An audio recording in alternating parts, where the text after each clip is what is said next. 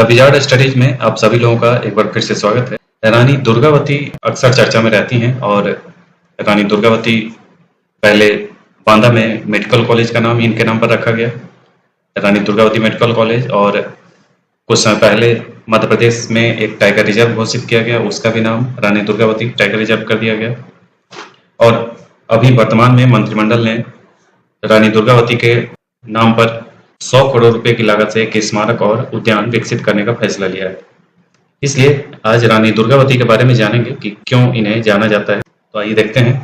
रानी दुर्गावती महोबा के प्रसिद्ध चंदेल राजवंश की वंशज और गढ़कटंगा के गोंड राज्य की रानी थी। गढ़कटंगा जो है वो आज के छत्तीसगढ़ वाले हिस्से में पड़ता है और वहीं पे गोंड राज्य था, वहीं की ये रानी थी। इनका जन्म 1524 में चंदेल सम्राट कीरत राय के परिवार में हुआ था।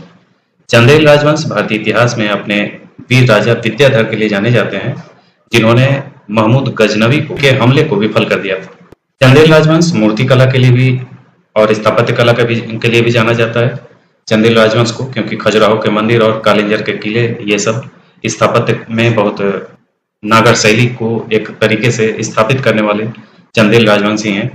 रानी दुर्गावती का जन्म भी कालिंजर के किले में ही, जो आज बांदा में, जो यूपी का बांदा डिस्ट्रिक्ट है, इसके अंतर्गत ये पड़ता है। और ये मध्यकालीन भारत के सबसे महत्वपूर्ण किलों में से एक माना जाता है। 1542 में इनकी शादी गोंड राजवंश के राजा संग्राम शाह के सबसे बड़े बेटे दलपत शाह से हुई थी। इस विवाह के परिणाम स्वरूप चंदेल और गोंड राजवंश दोनों करीब आए थे और 1545 ईस्वी में इन्होंने एक पुत्र को जन्म दिया, जिसका नाम वीर नारायण रखा गया था। 1550 में दलपत शाह की मृत्यु हो गई। उस समय वीर नारायण की आयु बहुत कम थी और दुर्गावती ने राज्य की बागडोर संभाली थी। इनके दो मंत्री थे, आधार कायस्थ और मान ठाकुर। इन्होंने रानी की काफी मदद की थी।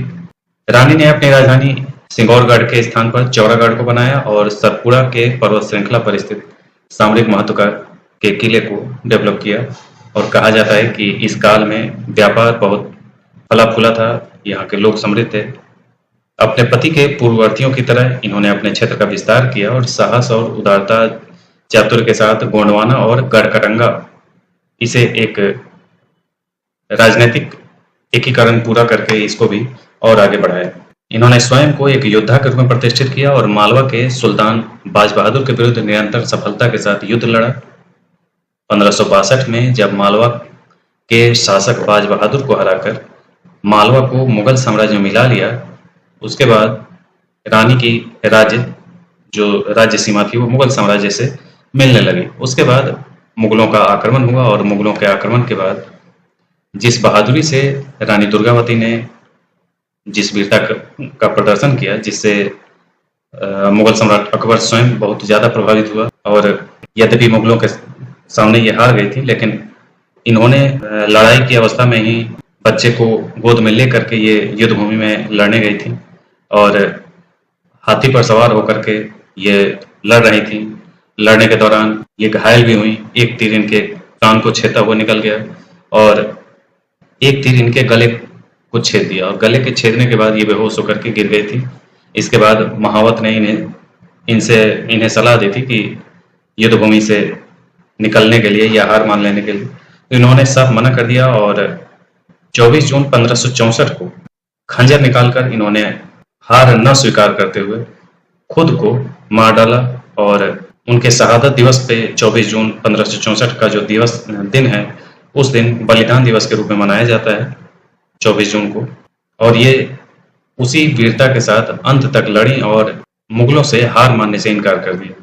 तो ये जो इनके द्वारा प्रदर्शन किया गया, इसी वजह से ये इतिहास में प्रसिद्ध हो गई और गढ़कटंगा जो है वो भी प्रसिद्ध हो गया। रानी दुर्गावती के कारण ही गढ़कटंगा जाना जाता है, क्योंकि इतिहास में वीरता के कारण ही गढ़कटंगा की चर्चा होती है और अकबर के दौर की कई रचनाओं में रानी दुर्गावती का उल्लेख मिलता है।